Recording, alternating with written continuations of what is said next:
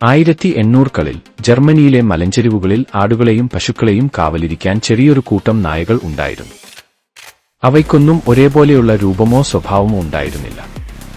ചിലത് അത്യധികം ശക്തിയുള്ളവ, ചിലത് വേഗത്തിൽ ഓടാൻ കഴിവുള്ളവ, ചിലത് അതീവ ബുദ്ധിയുള്ളവ.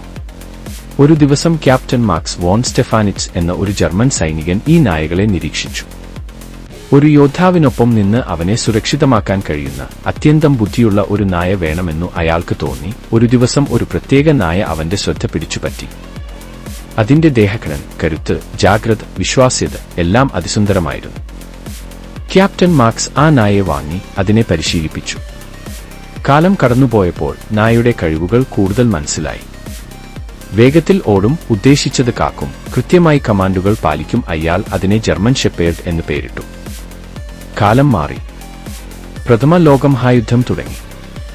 സൈന്യങ്ങൾക്ക് സൂക്ഷ്മബുദ്ധിയുള്ള, ക്ഷമയുള്ള നായയുടെ ആവശ്യമുണ്ടായി. ക്യാപ്റ്റൻ മാക്സ് തന്റെ ജർമ്മൻ ഷെപ്പേർഡിനെ സൈന്യത്തിനായി ഉപയോഗിക്കാൻ തീരുമാനിച്ചു. യുദ്ധഭൂമിയിൽ എവിടെയോ പരിക്കേറ്റ ഒരു സൈനികൻ കരഞ്ഞു. ജർമ്മൻ ഷെപ്പേർഡ് അവനെ രക്ഷിക്കാൻ ഓടി. അതിന്റെ ചുണ്ടുകളിൽ പരിക്കുണ്ടായിരുന്നു, പക്ഷേ ഒന്നും അതിനെ ഭയപ്പെടുത്തിയില്ല. സന്ദേശങ്ങൾ കൈമാറാനും പരിക്കേറ്റവരെ രക്ഷിക്കാനുമുള്ള അതിന്റെ കഴിവുകൾ അത്യുത്തമമായിരുന്നു. അങ്ങനെ ആ നായ ഒരു സൈനികനെ രക്ഷിക്കുകയും ഒരു യോദ്ധാവായി മാറുകയും ചെയ്തു. യുദ്ധങ്ങൾ കഴിഞ്ഞപ്പോൾ ലോകം ഈ നായയെ ശ്രദ്ധിച്ചു. അമേരിക്കയിലും ബ്രിട്ടനിലും ഇത് മികച്ച നായയായി മാറി. ഹോളിവുഡിൽ ഒരു ചെറുപ്രായ നായയായ റിൻ ടിൻ ടിൻ സിനിമകളിൽ അഭിനയിച്ച് ലോകപ്രശസ്തമായി.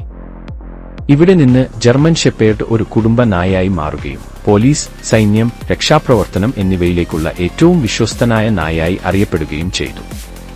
ഇന്ന് ജർമ്മൻ ഷെപ്പേർഡ് ലോകത്തിലെ ഏറ്റവും ബുദ്ധിമാനായ നായ എന്നതിൽ സംശയമില്ല. പോലീസിനൊപ്പം കുറ്റവാളികളെ പിടിക്കുന്നു, വിമാനത്താവളങ്ങളിൽ മയക്കുമരുന്ന് കണ്ടെത്തുന്നു, രക്ഷാപ്രവർത്തനങ്ങളിൽ മനുഷ്യജീവൻ രക്ഷിക്കുന്നു. ഒരു നല്ല കുടുംബ നായയും വിശ്വസ്ത കൂട്ടുകാരനുമായി അവനവന്റെ യാത്ര തുടരുന്നു.